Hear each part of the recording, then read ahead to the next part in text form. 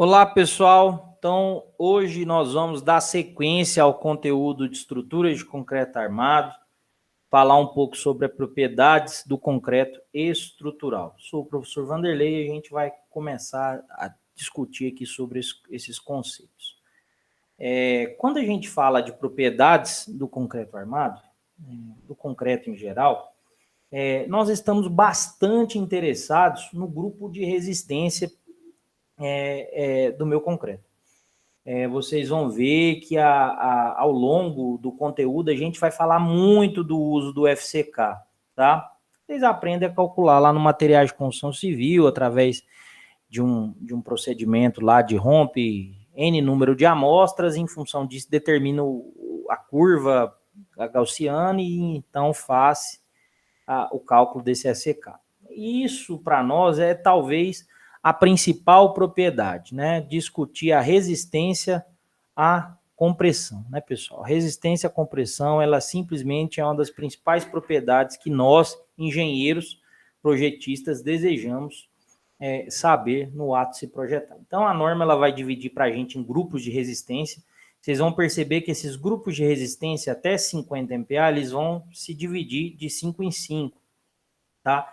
Então, não é muito comum você encontrar aí, você ligar no concreteiro e falar, eu quero um concreto 47,5 MPa. Não é normal. Né? A gente normalmente pede de 5 em 5 e a partir de 60 MPa a gente pede de 10 em 10 e é muito característico no projeto, para quem já teve a experiência de ver um projeto estrutural, a gente colocar lá, né, eu quero um concreto C20, C30, né, C40, enfim.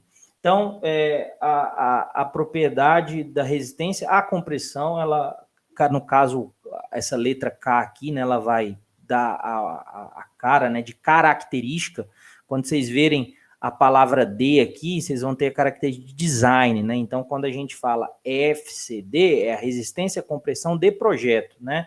Ou de cálculo, que a gente costuma falar. Isso aqui vem do inglês, de design, tá, pessoal? Por isso que a gente coloca aqui, e o K de característica. Então, como é que se determina essa propriedade de resistência à compressão? Muita gente tem dificuldade de entender isso aqui e é bom que fique claro nesse momento aqui que a distribuição, quando se faz um ensaio para se determinar o FCK de uma estrutura, o que se quer é determinar um valor que está presente nessa região aqui abaixo da média que tenha 95% de confiança. Ou seja, o meu valor de FCK que eu vou delimitar, ele é um valor que as amostras reais, 95% dessas amostras estão acima desse valor. Ou seja, se eu faço 100 amostras de um corpo de prova, é provável que 95% dessas amostras estejam acima da resistência que eu delimitei como FCK, que tem uma continha para se fazer isso, a gente até volta nessa continha lá no capítulo 4, tá? Então,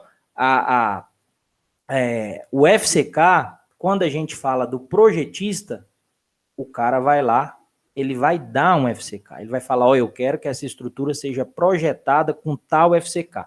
Quando a gente fala de controle de qualidade, eu vou verificar se esse FCK está correto. Então, o ciclo do projeto, que a gente sempre vai falar disso, ele é o quê?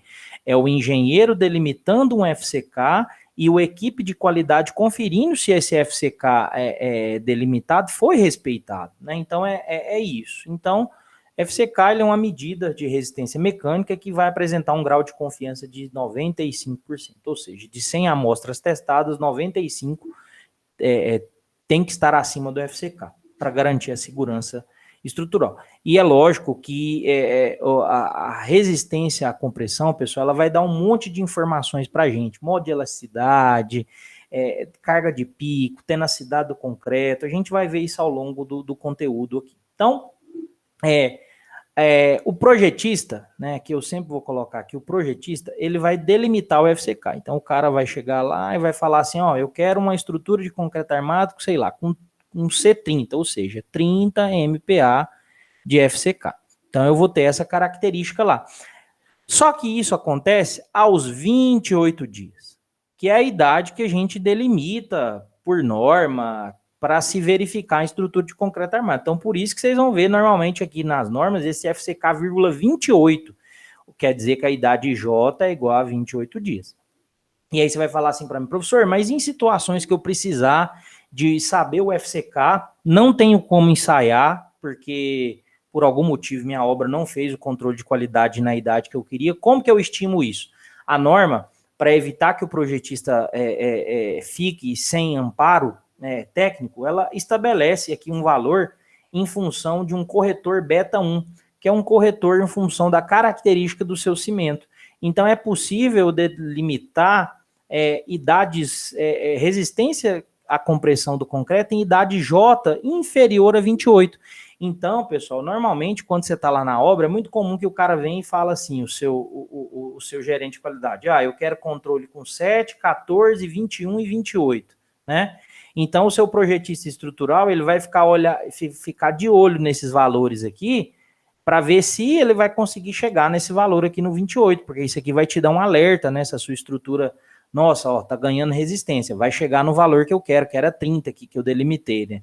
Às vezes nessas idades aqui tá muito baixo e já se sabe que não vai chegar nesse valor de 30, então alguma situação de reparo já vai ter que ser pensada, né? A gente não vai trabalhar com essa hipótese, a gente vai trabalhar com a hipótese que o projetista deu e isso aqui é para uma situação corriqueira. Por exemplo, quero desformar as minhas vigas com 14 dias. Então, eu não posso usar no meu projeto o FCK 28, eu tenho que usar o FCK 14, tá bom?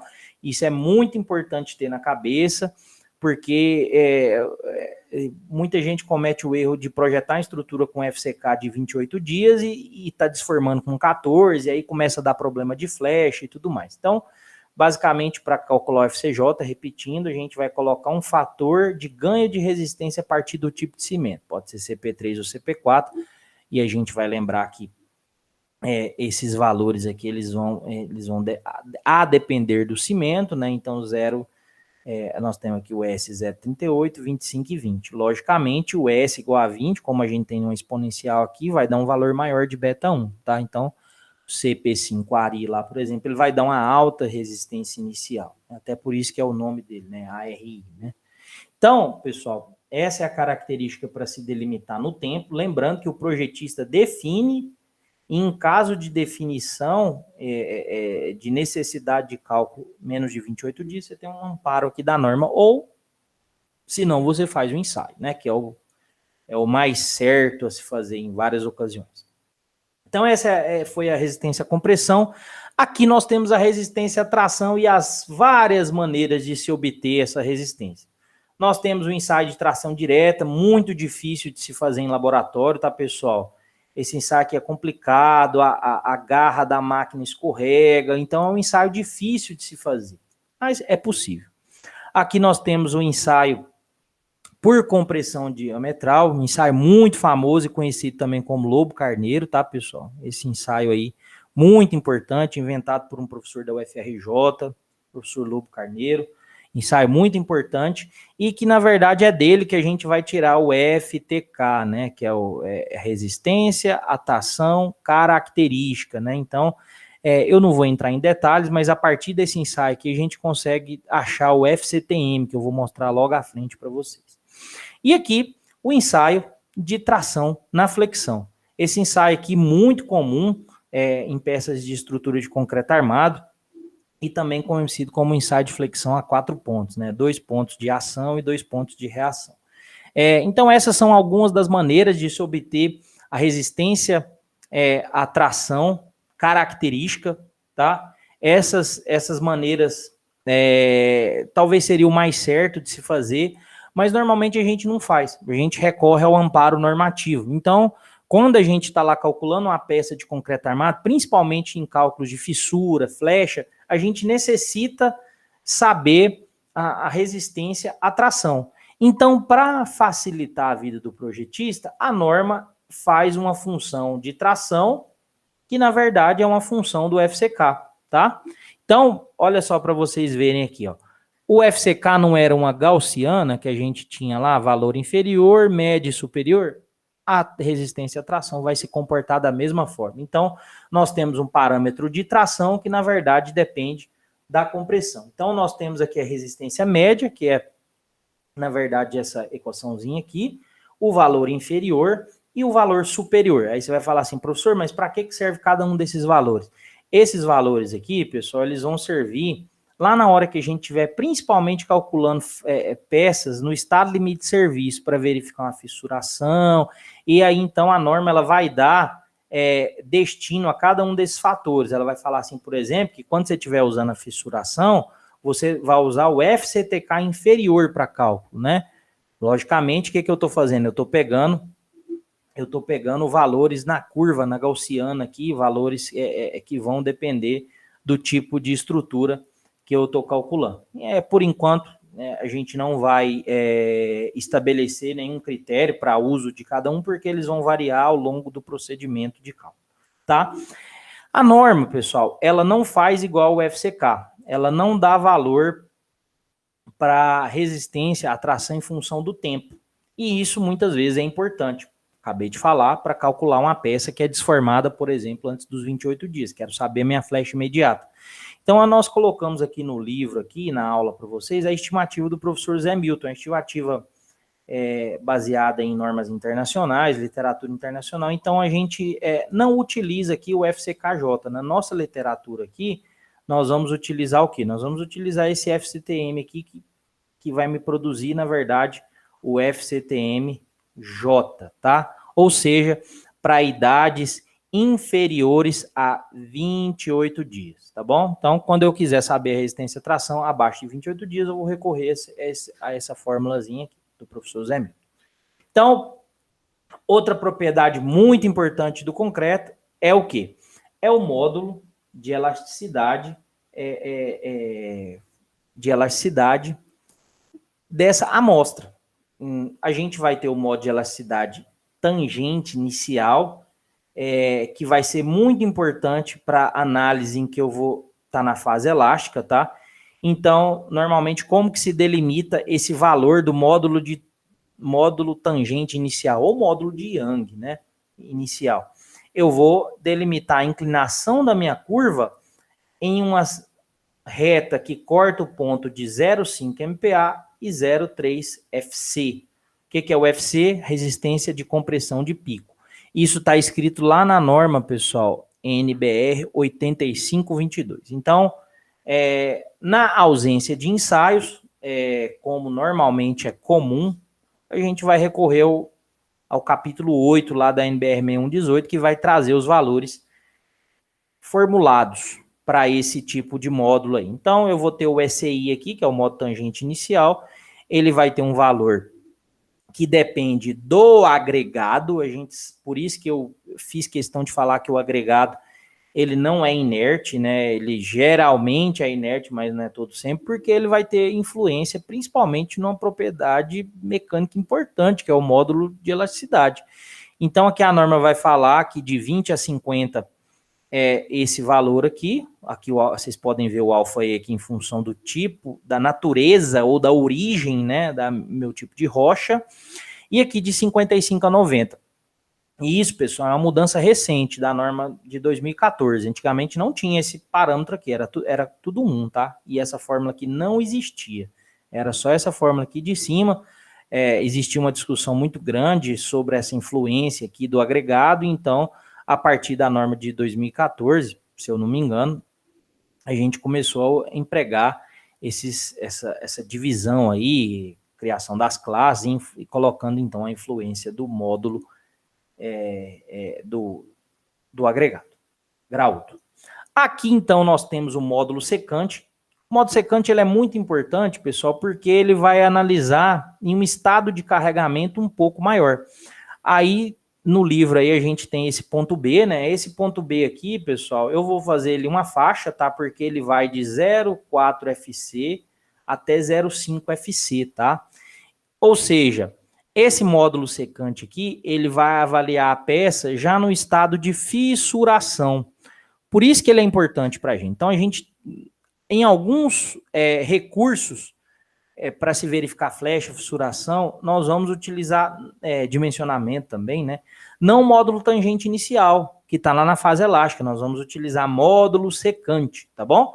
O módulo secante, quando não tiver condições de ser ensaiado, ele é delimitado lá pelo item 8 da norma, tá? é uma proporção entre o FCK e o módulo tangente. Aqui está a fórmula para calcular o alfa-I, aqui uma tabela tradicional que tem lá, se eu não me engano, abaixo da tabela 8.1 da NBR 6118, que vai falar o valor desse alfa-I, né, SI, SS. Muito cuidado quando usar essa tabela aqui, pessoal. Essa tabela é para o alfa-I igual a 1, tá? Ou seja, quando a rocha tem origem lá, o granito. Então, toma bastante cuidado. Isso aqui não vai valer para tudo, tá? Só vale para o granito, ok? Então, tem que tomar bastante cuidado com isso, tá bom?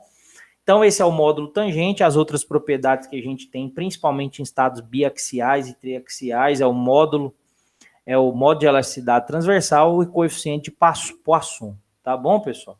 E no nosso caso aqui de dimensionamento de peças usuais, não vai ser um recurso tão empregado, tá? Mas aqui a gente tem lá por norma que o valor é de 0,2, coeficiente de Poisson, e o valor do módulo de elasticidade transversal presente principalmente em peças que têm regime de torção, ele é importante, a gente vai ter esse módulo aqui, uma proporção em função do módulo de elasticidade secante.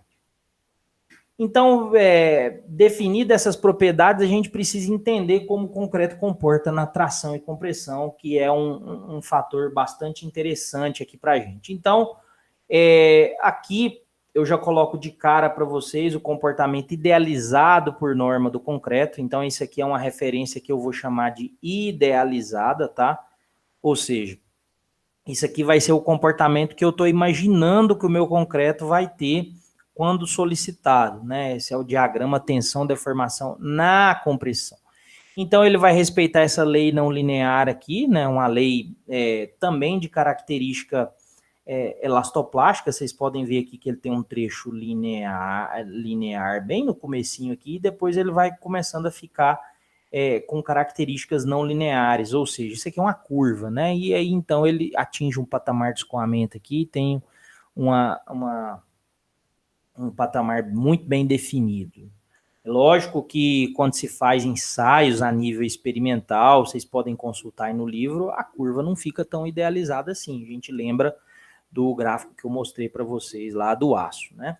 Então, para concreto de classe até 50, a resistência, as deformações, elas vão ser limitadas por esses valores aqui, e essas deformações elas vão ser muito importantes lá na parte 2 da matéria, quando a gente falar de dimensionamento, estádios e domínios de deformação. Então, isso aqui é muito importante saber isso aqui. Então, para concretos até de classe até os 50 MPa, a gente vai ter o EC2 de 2 por 1000, tá? E o ECU de 3 por 1000. Então, tomem bastante cuidado com essa anotação aqui, pessoal. Ela não é a percentagem, é o por 1000, tá? Então, é 2 por 1000 mesmo, ok? Então, caso alguém queira fazer esse diagrama aqui, a fórmula do sigma C, ela tá aqui do lado, tá? Ela tá aqui do lado para se fazer esse diagrama, que ele tem um nome bonito para ele, né? O diagrama parábola retângulo, tá? É o diagrama parábola retângulo. Então, vocês vão ver isso aí na teoria, e com esse diagrama parábola retângulo, diagrama mais famoso aí do dimensionamento de peças de concreto armado. E aqui já o EC2 e o ECU, EPSILON-CU, né, para concreto de 55 até 90, beleza? Então, lembrando, pessoal, esse aqui é o comportamento idealizado, e quando a gente estiver dimensionando peças de concreto armado, flexão, por exemplo, nós vamos recorrer a esse diagrama aqui para saber qual o estado de tensões que a minha peça está submetida e qual a área de aço que eu necessito naquela peça para sobrepujar efeitos de tração, por exemplo. Então, dentro dessa fórmula aqui, é muito interessante a gente falar desse 0,85 aqui, tá? Que tem na fórmula, que é o efeito Rich. Esse efeito Rich, pessoal, é um efeito muito importante porque ele delimita que para cargas de longa duração, o que é que está acontecendo com a minha peça de concreto? Ela está perdendo resistência de pico, ela está perdendo essa carga de pico. Então, o efeito Rich, ele foi descoberto nos primórdios lá da invenção do concreto armado do século XX, que a gente, o concreto armado do ponto de vista normativo, né, ele já era utilizado, mas do ponto de vista de ter uma normatização, ter um procedimento de cálculo, né?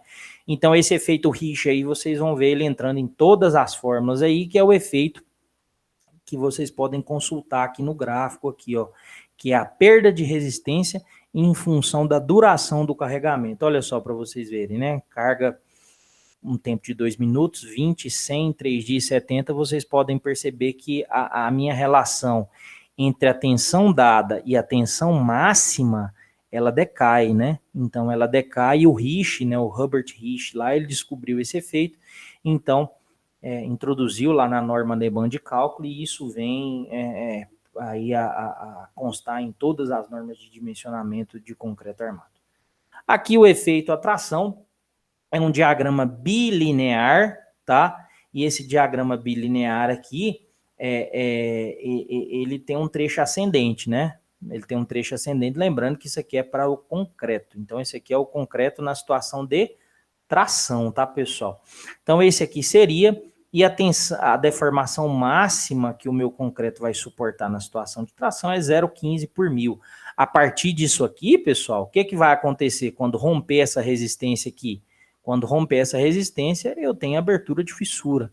Então, é muito comum que vocês vejam esses gráficos aqui do concreto em situação de tração, principalmente na análise não linear, ele acoplado a um diagrama de abertura de fissura, porque a partir daqui ele já não vai conseguir mais, né? Daqui para frente é fissura, né? E aí a coisa começa a ficar complexa, né? Nós já vamos ter que usar a mecânica da fratura, mecânica do dano, para tentar simular esse efeito aí, quando a gente tem a abertura de fissura, tá bom? Então, para fechar aí um pouco dessas propriedades, a gente tem também a questão da massa específica. Nós vamos normalmente trabalhar com concretos de densidade normal, que variam de 2.000 até 2.800 quilos por metro cúbico, tá? Tanto que quando a gente for calcular peso na nossa estrutura, nós vamos utilizar 25 quilonewtons por metro cúbico, ok, pessoal? É o valor que vai ser empregado aí para concreto armado, ok? Aqui a gente tem também o concreto leve, muito utilizado em coberturas para reduzir peso. O pessoal costuma colocar vermiculita, né? E o concreto pesado aqui, principalmente concretos para barragem, situações que exigem que tenha-se propositalmente uma carga maior, né? Concreto de barragem normalmente é concreto pesado, um concreto que vai necessitar desse peso aí para adensar as camadas inferiores. E aqui a dilatação térmica, muito importante para quando são feitos dimensionamentos que relacionam variação de temperatura, tá, pessoal? Câmaras frigorígenas, né? Reatores, enfim. Isso aqui vai ser muito importante, mas para situações de peças usuais, nós não vamos adentrar no dimensionamento com situações de temperatura envolvida, mudança de temperatura. Então, para finalizar, nós temos os aspectos da reologia do concreto, de propriedades relacionadas à deformação. No âmbito da NBR 6118, nós vamos recorrer ao anexo A, que vão falar principalmente desses efeitos aqui, pessoal, retração e fluência, tá? A retração, ela está ligada à situação de saída ou alteração de umidade na peça, então aqui tem a ver com a umidade, tá, pessoal, retração, tanto que vocês vão ver um termo muito comum lá em concreto protendido, quando estudarem, né, a tal da retração por secagem, né, essa alteração da umidade. Já a fluência, ela vai depender também do carregamento, tanto que fluência em alguns livros, ela não chama nem fluência, chama deformação lenta, tá? Então, essa deformação lenta, ela vai se dar por esse carregamento ele vai variar o volume da minha peça e essa variação de volume vai implicar em uma série de situações lá na microestrutura do concreto, principalmente no gel, que forma o cimento, né? E aí essas alterações elas vão influenciar e criar deformações que precisam ser calculadas, deformações adicionais, além das deformações mecânicas por carregamento externo que a gente conhece. No concreto armado, não é comum, tá, pessoal, o uso de retração e fluência no dia a dia. Cálculo da flecha, verificação de abertura de fissura, tá? Principalmente coisas no estado de limite de serviço. Agora, no concreto protendido, isso é muito importante mesmo, porque essas questões aqui, elas vão estar ligadas às perdas de proteção, tá? Então, no concreto armado, a gente só passa isso, mas no concreto protendido, isso é estudado mais a fundo, tá? A gente aprende a calcular as deformações. No livro tá até um pouco detalhado aí, né? Vocês conseguem ver um pouco melhor dessa teoria, mas aqui na aula eu vou ser um pouco mais raso nesses conceitos, né? A retração ela vai estar ligada com a umidade, por essa mudança aí da umidade, e a fluência ela vai estar muito ligada ao carregamento e essas alterações do volume. Então, pessoal, nós finalizamos a aula de hoje. Para quem está gostando aí do conteúdo, se inscreve aí no canal, curte os nossos vídeos aí para dar uma ajuda a distribuir esse conteúdo gratuito aí. E eu encerro aqui a minha aula de hoje. Abraço.